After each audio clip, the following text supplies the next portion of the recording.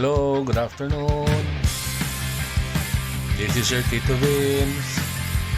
Maganda yung reaction video natin ngayon. Actually, natampot ko tong video na to sa YouTube kasi naghahanap ako ng video na pwede tayong mag-react na hindi masyadong bias. Kasi ang daming video lumalabas dyan na medyo may bias sa nangyari nung kapanahonan ni Marcos Sr. And this video is somehow I feel na hindi siya ganun kabias, considering na yung source nito is not a politically inclined YouTube channel. Okay? But it's good to note that in 24 minutes na ginawa nila, they were able to summarize everything. A version na nagawa nila based on their tawag ito. Kasi pag tayo ang gagawa, medyo bias tayo. Nakikinggan lang natin ang gusto natin pakinggan. While on their side, they were able to summarize everything. Tapos meron silang sources. Yung sources nila is actually makikita nyo sa link sa description. So, yung mga sources nila. And based on that, gumawa sila nitong quick 24-minute video. So, mangyayari nito ngayon, ipi-play ko siya, and then we will kind of react on some points. Not all of it, on some points. And then, yung iba nito, i-forward natin ng konti para hindi naman masyadong dragging kasi some of this medyo alam na natin. But the ultimate goal ko is that I wanna look for patterns versus doon sa ginagawa ni Marcos Jr. now. Because I see three patterns actually. So, wag naman sanang mamasamain ng iba dyan, but this is existing. And it's really a pattern. So, the first pattern I see is that yung hakot movement. Kasi noon, it's really happening na may hakutan during the elections at that time ni Senior. And now it's also happening. That's the first pattern. And then the second pattern naman na nakikita ko is giving away some form of cash. Okay, na ginagawa naman noon at ginagawa din ngayon. Anong proof ko sa now? Well, actually, I don't know if this is a tawag ito. Yung mga reference na makikita mo sa TikTok and Facebook and some other sources. But there's that lady na may dala-dalang wallet na guns, namimigay siya ng pera, din namimigay siya ng t-shirt. Okay?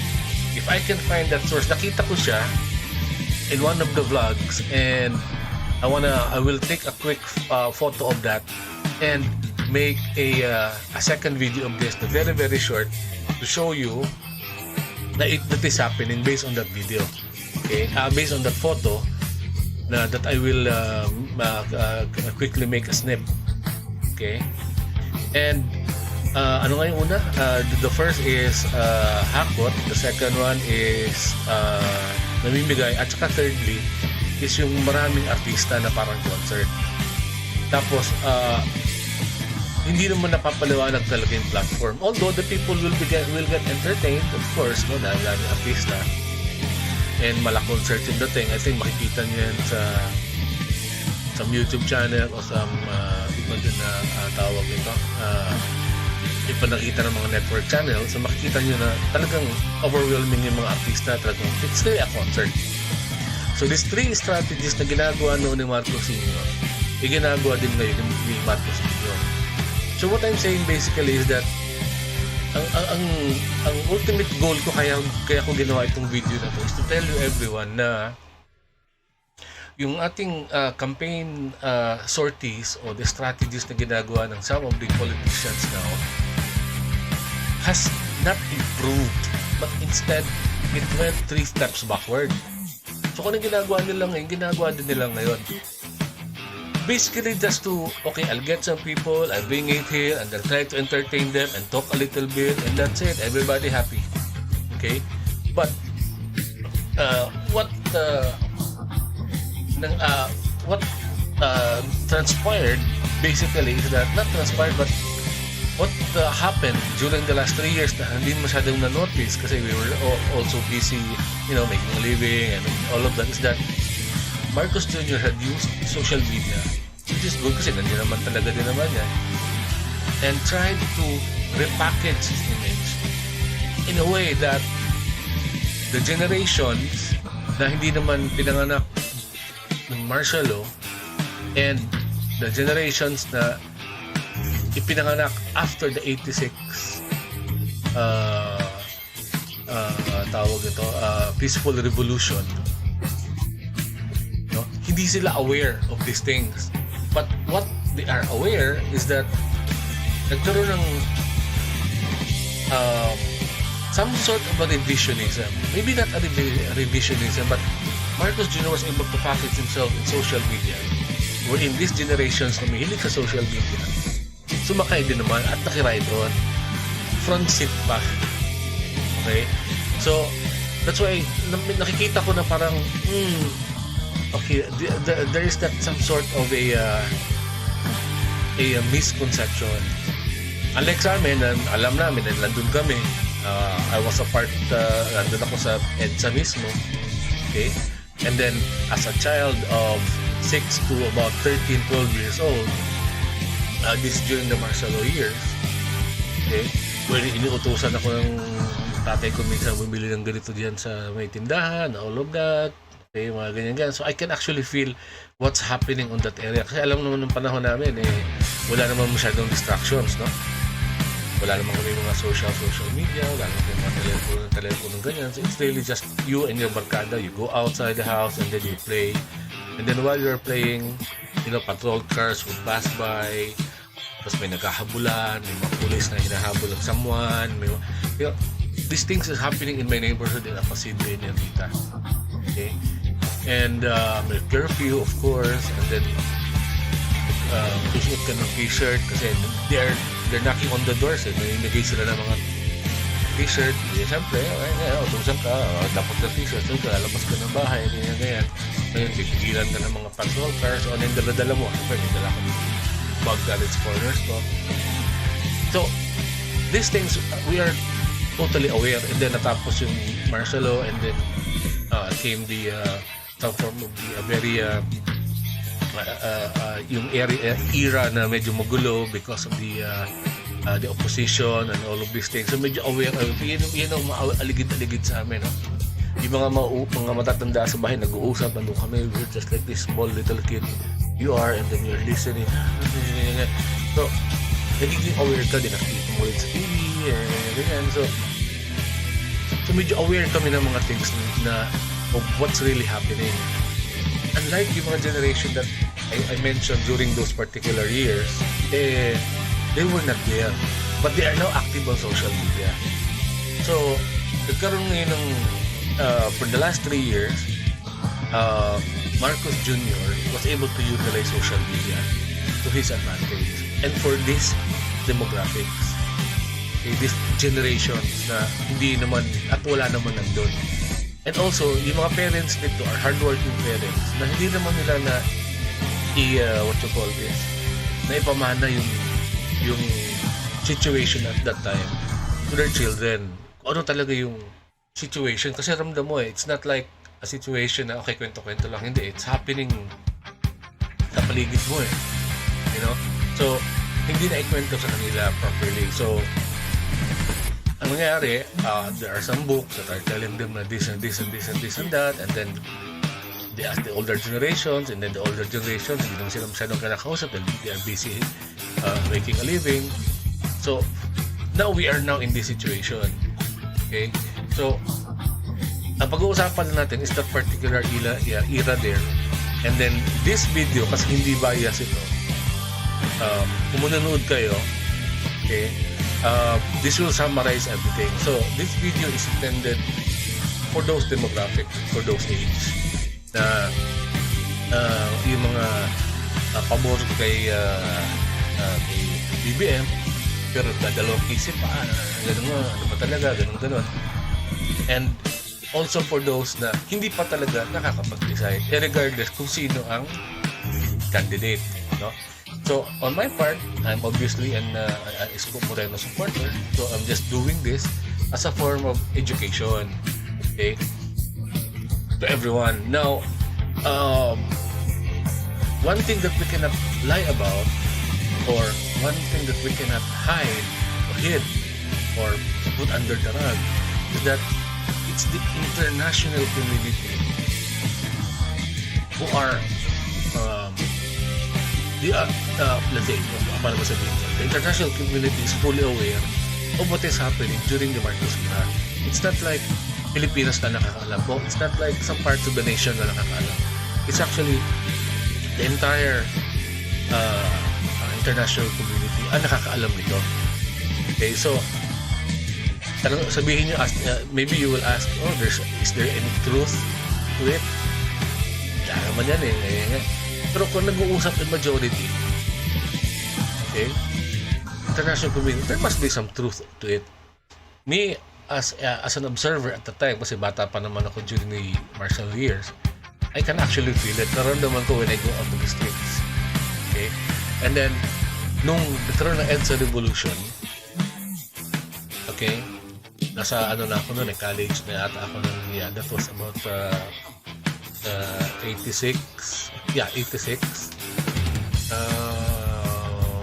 About 19 years old ako noon. So, I'm fully aware of what's happening. Napapanood namin sa news, ganun, just before Voltes 5. Okay. Hindi naman pinapanood ng mga basketball, ganun. Anyway, Voltes 5 issue is a different issue. Kasi may nangyari dyan between Voltes 5 and Bongbong Marcos. May nangyari dyan. Okay? That is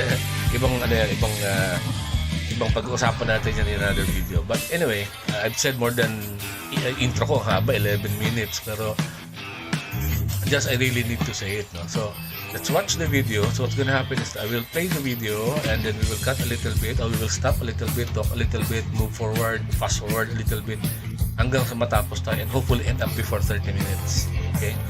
Para hindi naman kayo masyadong I know you're doing something else then. So, let me go to the video and start to play it. Okay? Again, this is a video na gawa ng someone na nasa insurance business in the US. It's by biographics. It's not a news agency or nothing. It's totally different. Medyo mabilis siya magsalita. So, but anyway, if you understand English, then perfectly fine. Okay, so let's watch this one. This video is brought to you by Policy Genius. If you have family members who depend on your income, you need life insurance. That's where Policy Genius comes in. More on them in just a bit.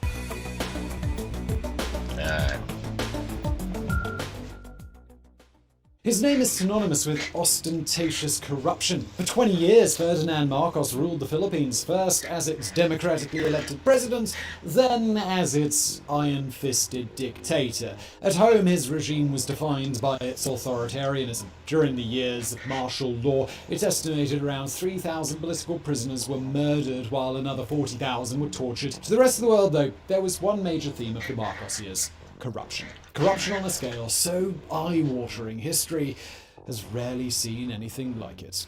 Oh, by the way, kung napanood nyo na yung The Kingmaker, The Kingmaker, panoorin nyo yun. And then from there, makikita nyo rin how lavish was the lifestyle back then nila. But it was really, tawag ano yung word na ginamit na dito? Ostentatious, something like that. Yeah. So, it was that kind. So if panoorin niyo yung if I can find the link, I will place the link in the description ng The Kingmaker. Okay, so let's continue. As absolute ruler of his country, Marcos and his wife Imelda plundered the state treasury, using public funds to buy everything from luxury villas to fist-sized diamonds to 1,000 pairs of designer shoes. All told, they're thought to have stolen $5 billion from the Philippines at a time when millions were going hungry and underfunded hospitals couldn't afford anesthetic. Today, Biographics is investigating the story of how one man managed to turn an entire nation into his personal piggy bank.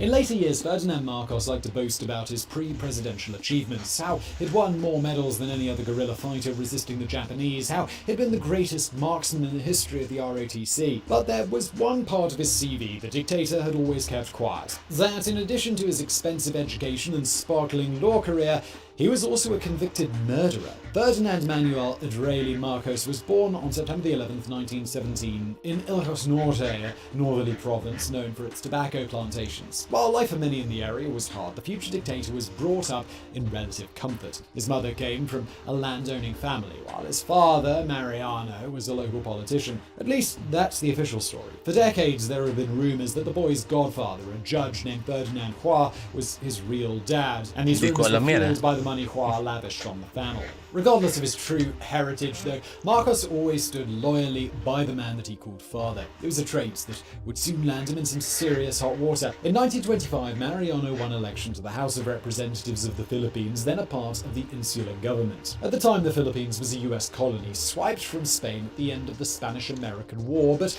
with its own legislature for internal matters. Since it was based in Manila, the family moved to the capital. There, Marcos settled into the privileged life of a politician's son. He attended a good school, took up hobbies like boxing and shooting. Even when Mariano lost his seat in 1932, the now teenage boy stayed on studying law at the University of the Philippines. There, as part of the Reserve Officers Training Corps, or ROTC, he became one of the country's star marksmen. And yes, that fact is going to be significant. In 1935, the US altered the colony's status, granting further autonomy. Importantly, this meant the creation of a new National Assembly, the assembly that Mariano was determined to be a part of. That September, Marcos's dad went up against Julio Nalundason for their district seat. To the family's shock, Mariano lost. Nalundason's supporters celebrated by having the Marcos family name engraved on a coffin that they dragged through the streets. But it wouldn't be Mariano who needed that wooden box. Just 2 days later, on September the 20th, Nalundason was brushing his teeth at home when he was shot through the window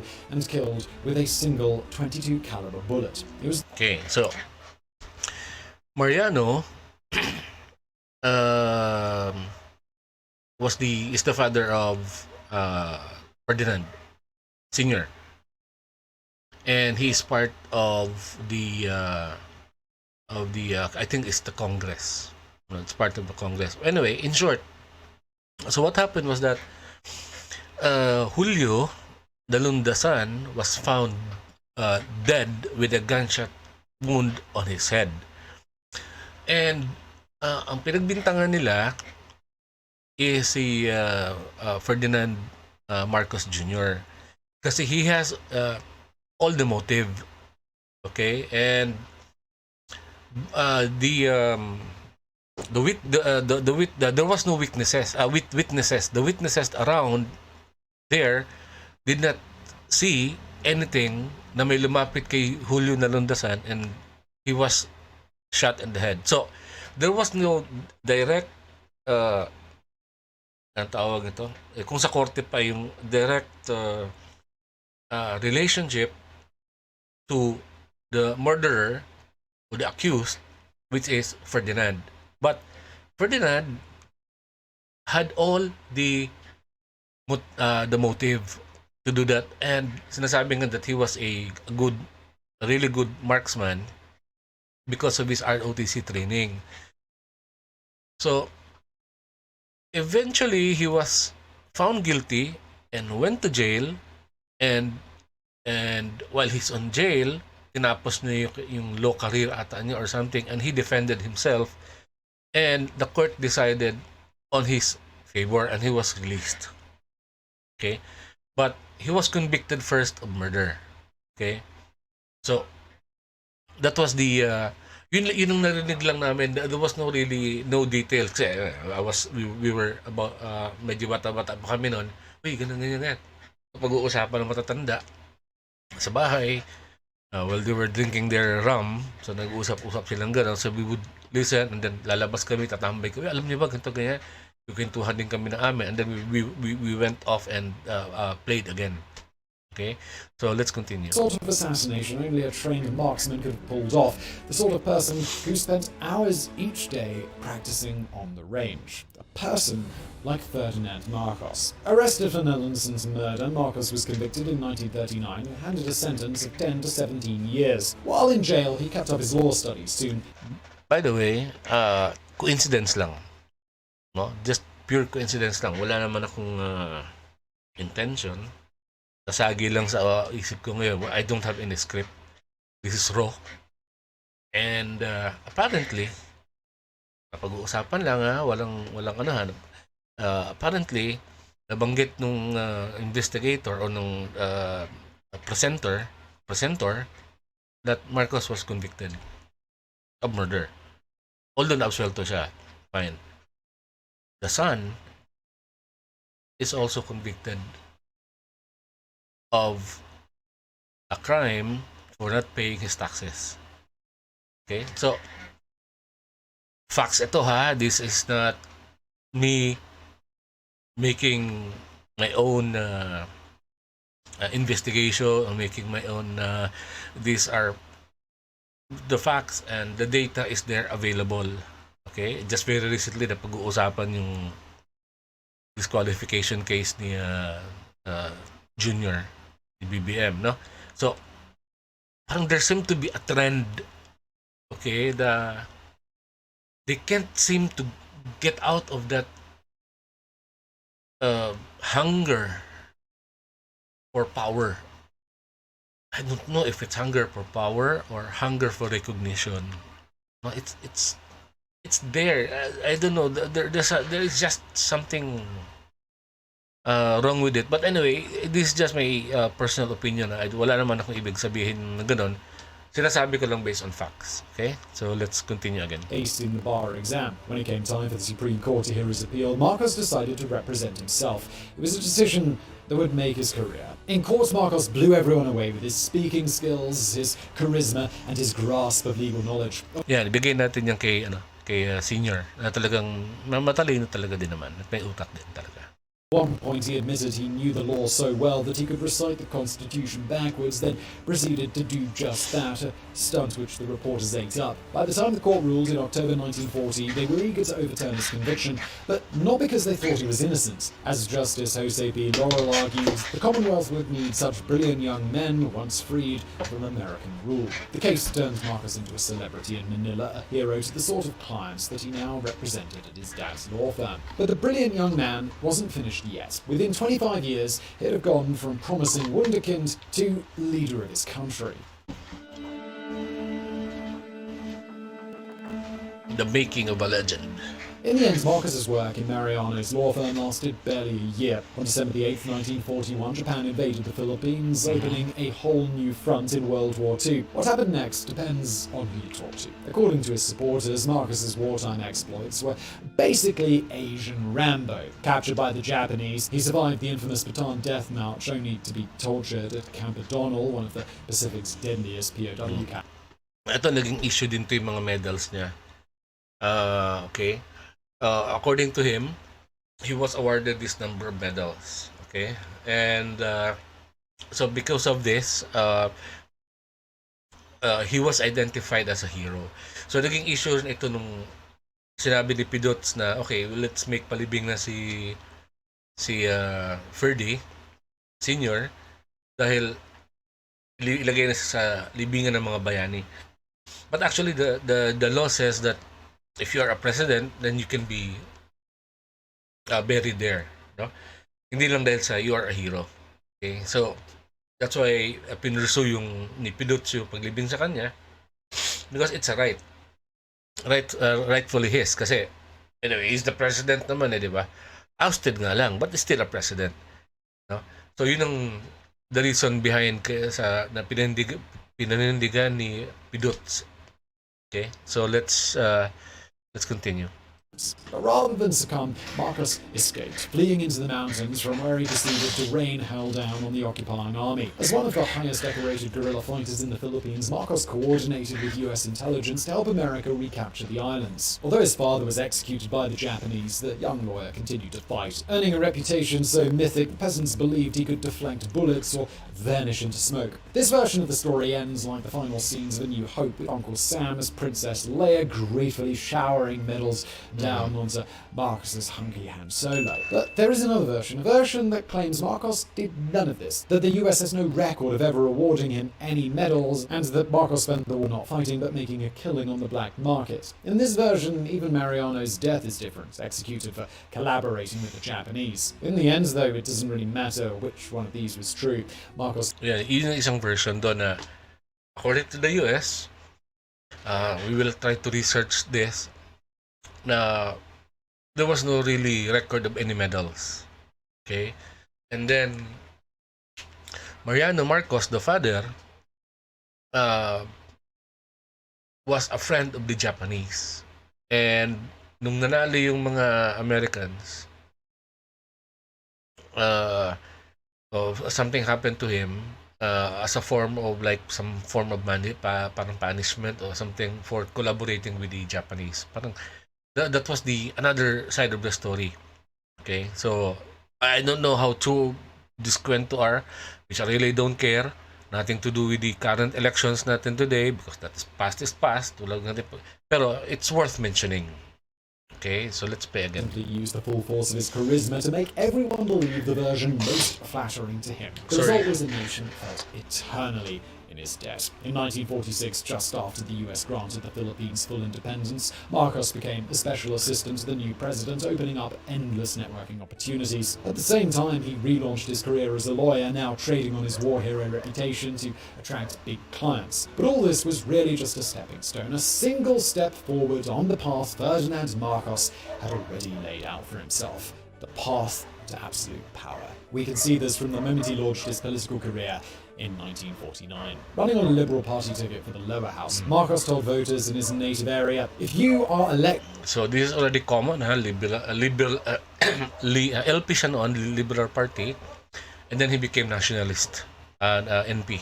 Me just to get my services for the pittance of 7,500 pesos a year, don't vote for me at all. This is only a first step. Elect me a congressman now, and I pledge you an Ilocano president in 20 years. In fact, it would take even less time than that. Elected in no small part due to his war record, Marcos became a fixture on Manila's political scene. He was young, wealthy, a staunch reformer, and a powerful lawyer. Now all he needed was a wife worthy of his ambition. In 1954, Marcos met Imelda Romualdez, Miss Manila winner from an obscenely well-connected family. After a courtship of just 11 days, they married. Marcos gifted his bride an 11-carat diamond, 1 carat for each day that he'd known her. From that day forth, Imelda Marcos would be infamous in her own right. So, before we proceed with the video, okay, it is being claimed by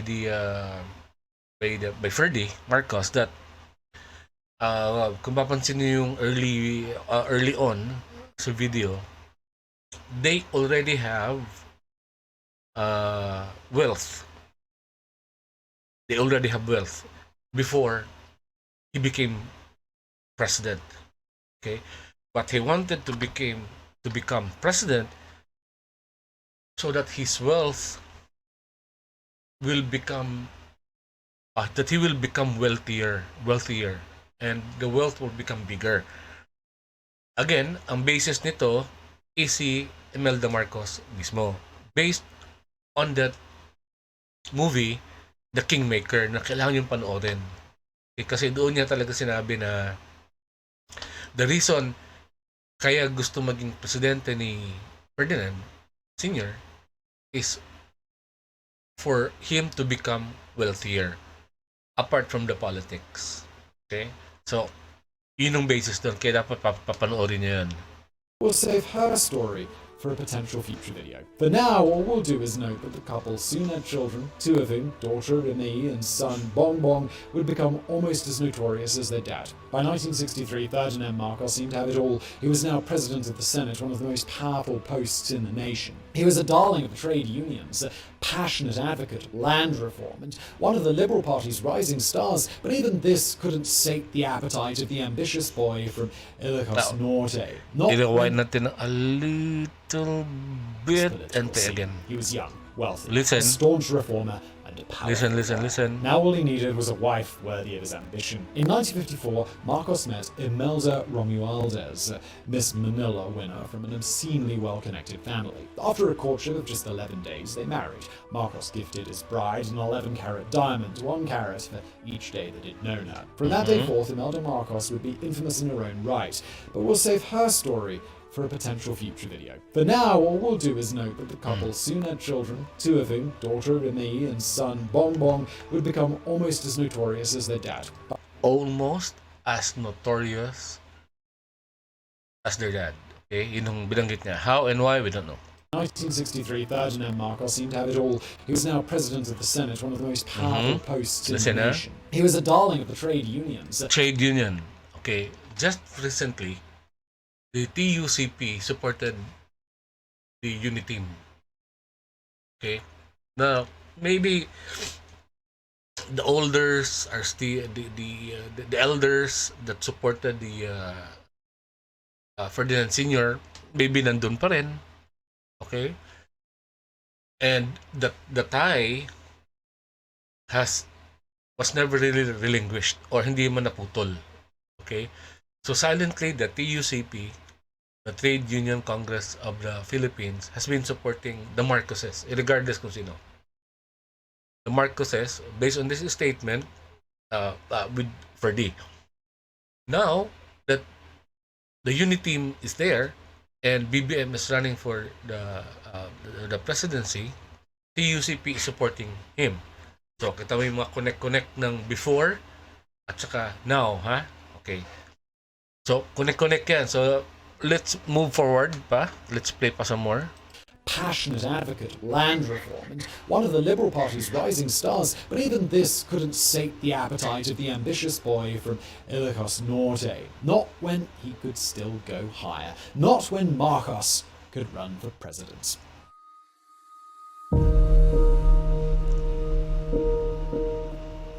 So here's the problem with Marcos's plan to run for president on the Liberal Party ticket. The Liberal Party already had a president, but Marcos wasn't about to let a silly little thing like his whole party saying, "Bro, seriously, our guy's already in charge, stop him from running." In 1965, he switched parties, becoming the nominee for his former rivals, the Nacional. The former rivals. So, LP, Nacionalista, Senior Ferdy, with the LP. He was ambitious, nothing wrong about that, okay? Pero instead of making a separate party, kinausap niya yung kalaban, the Nacionalistas, and eventually was able to convince them for him to run as their nominee, as their candidate. Okay? So, typical politics natin, kahit kalaban, kakampihan. Tulad din nangyayari ngayon. Ang dami diyang kumakalaban dati kay Marcoses. Ngayon, kakampi na sila. Okay? Noon, sinasabi nila, the Marcoses was like this, the Marcoses was like that. But since we have an election, yung dating inaaway nila is now kakampi na nila. Okay? So these are the kind of politicians na dapat hindi nyo binoboto kasi walang paninindigan itong mga to. Babalik lang tayo sa dati. Okay? We should be moving forward kahit pa baby steps. We should be moving forward all the time. Ngayon, ang nangyayari, umaatras na naman tayo. 2 steps, 3 steps backward. Just because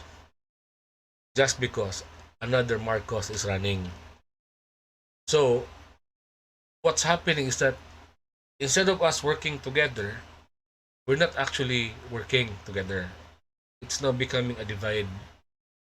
Nakita niyo yung video na uh, yung caravan ni BBM, and then there are people shouting yung pagdaan niya na uh, ang tawag to, never again, never again, Marcos ganyan, ganyan, Marcos ganito, never again.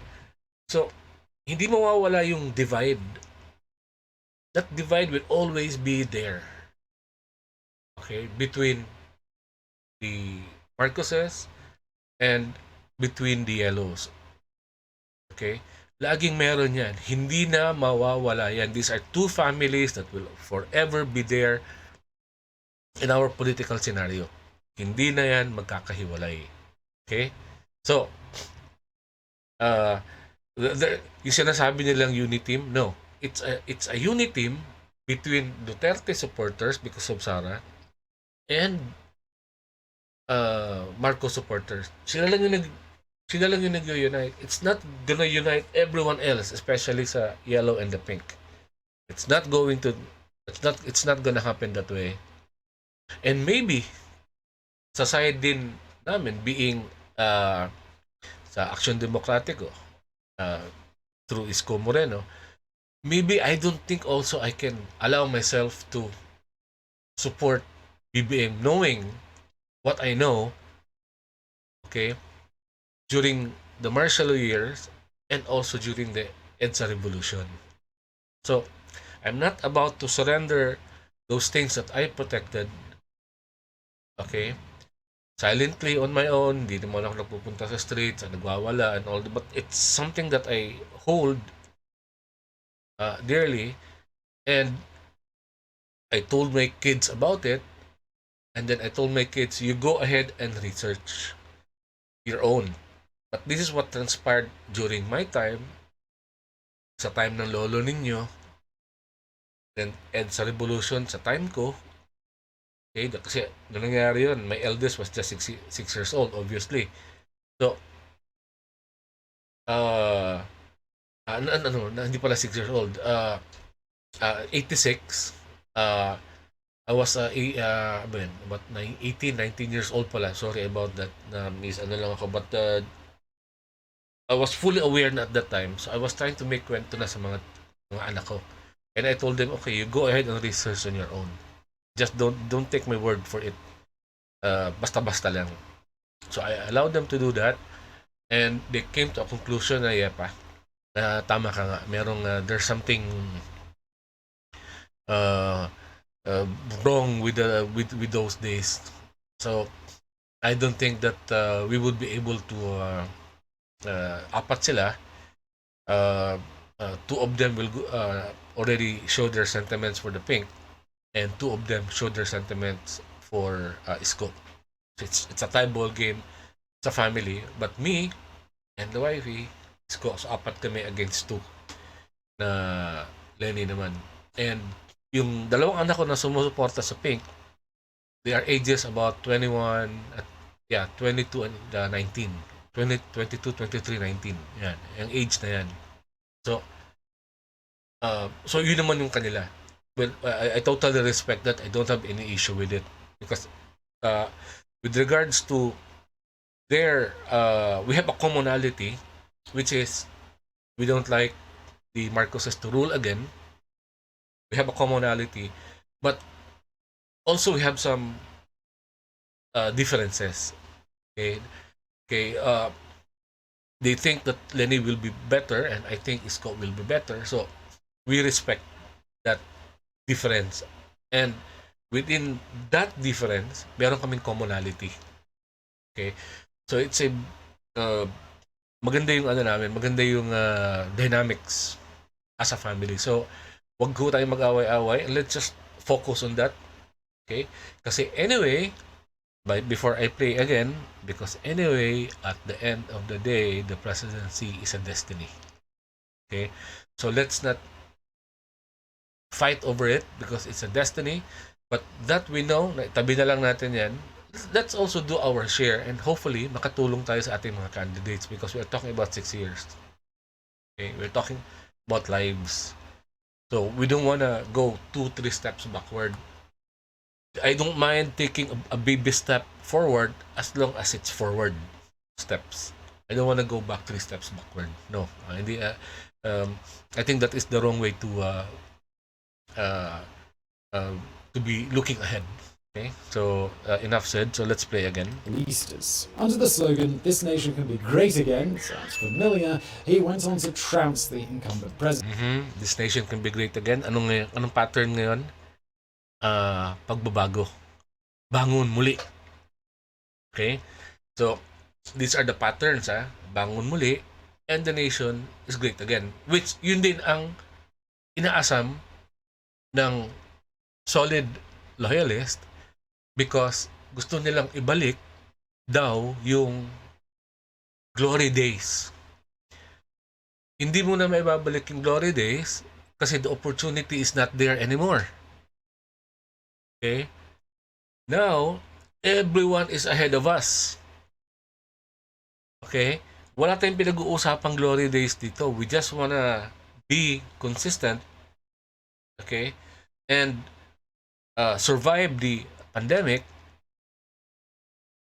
Lahat makapagtrabaho. Again.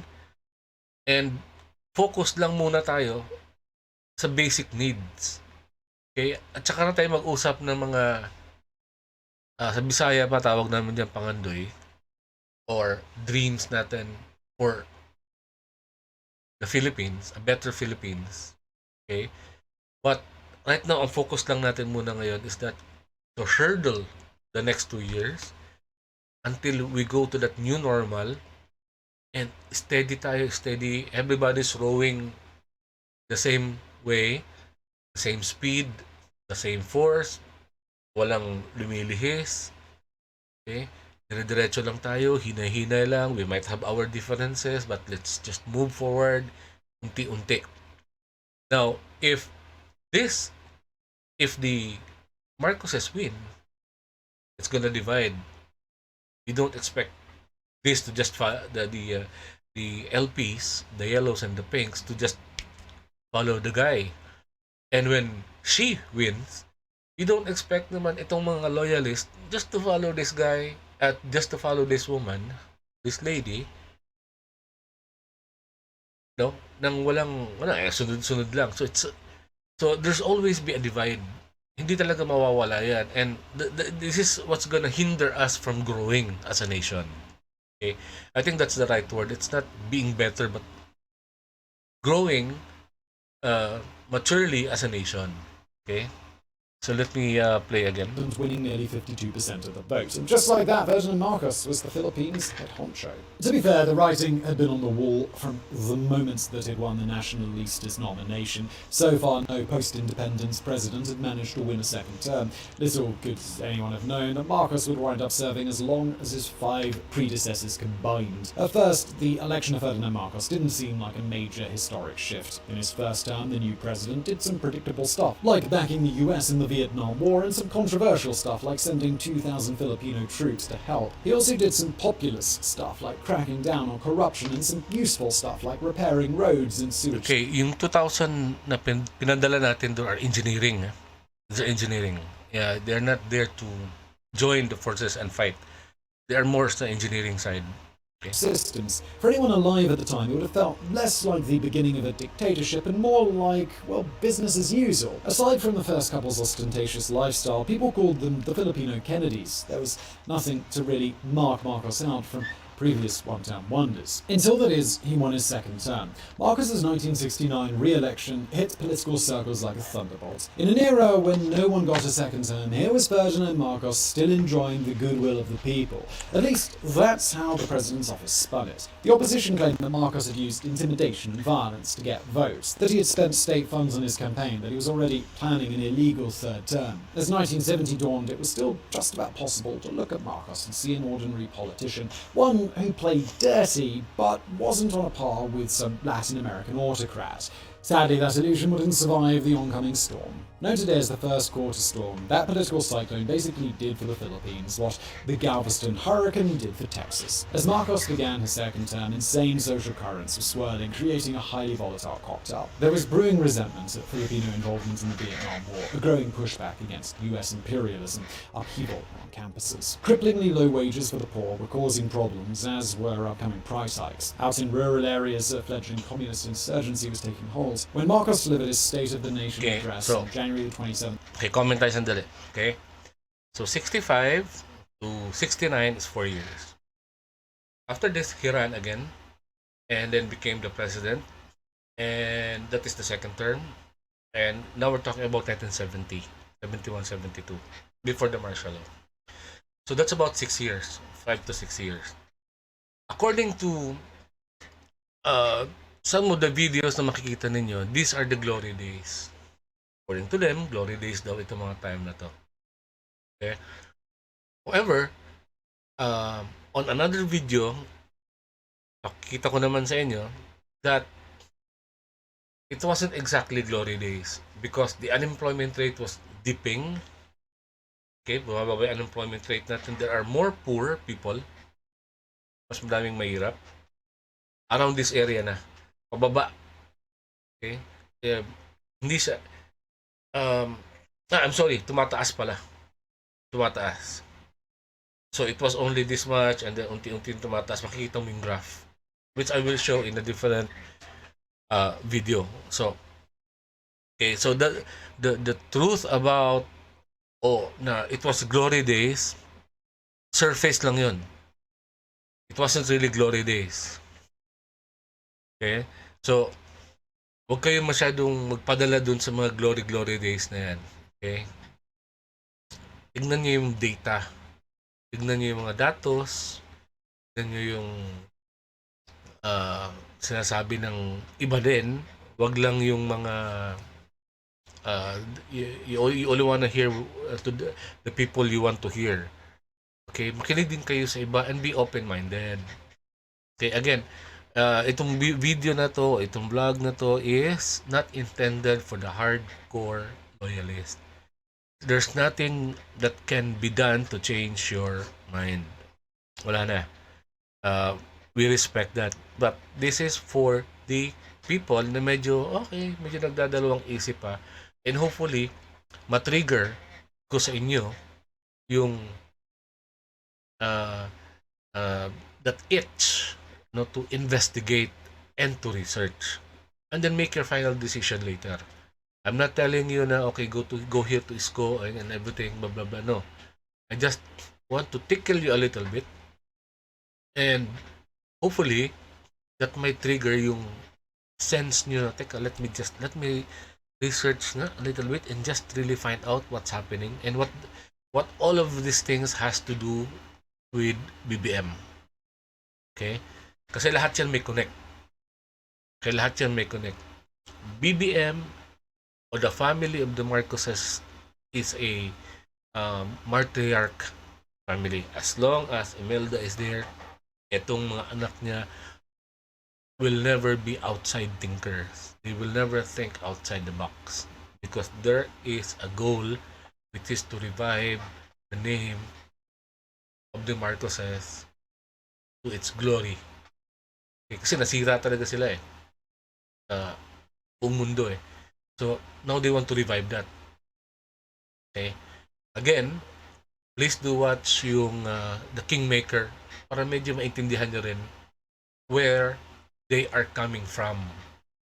And ma-relate natin sa kanya, BBM now, as he moves forward and tries to lead our country 100 times fold kung po pwede versus Duterte. Okay? So, yun ang ano dyan So, we wanna move and do more better things after Duterte as a nation. Okay? And not retract. Okay? So, Let's continue and watch again. 1970, it was the trigger for all of those resentments to finally explode. On January the 30th, a tsunami of protesters descended on the president's Malacanang palace, determined to break inside. Protesters tried to scale the walls, guards opened fire, someone drove a truck at the front gates. Eventually the demonstrators were driven back to Mendiola. There, the police attacked, killing 5. In the aftermath, Marcos declared the protests an attack on democracy, but this Yan, medyo nag-umpisa na yung gulo ha. This is about 1970-71. Nag-umpisa na yung gulo. form didn't end. Across February and March, Miller This is a prelude to the declaration of martial law.